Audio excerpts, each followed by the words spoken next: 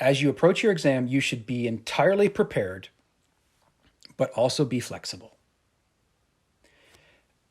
In all of my testing of these sorts of principles, talking to people who have written the exam, especially those who have failed it, they typically come up with some sort of thought involving why they failed it, okay? And it usually involves a single factor in their approach which was somehow violated or changed within the exam process.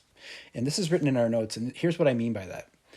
If you concentrate best when you have a pen in your hand, I want you to practice writing the exam without a pen in your hand. You want to make this as replicable, of the actual experience when you prepare. So in other words, you're trying to piece away all of the things that we have for comfort that might not be available to us on exam day. You might have a pen in your hand and your proctor might say, "Excuse me, could you put that pen down?" before you even begin. And right there, oh, I got to process that and deal with it.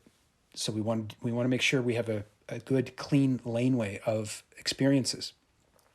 For instance, if you want to have a view of the sky to calm yourself, and you're writing this thing in person, and you go to the exam center and it's in the basement of building X, well, you've just lost a very key part of how you approach this. Okay. Now, if you are doing it in a remote proctored environment, this is what we said before the mock exam, try to go to the actual place you're writing the exam.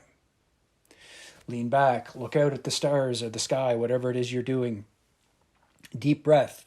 Good. You're embodying that process. You're exactly practicing what it's going to be like that day. But make sure you don't have an expectation that can't be met. If you think better while you're pacing, well, either exam process is not going to allow you to do that, most likely.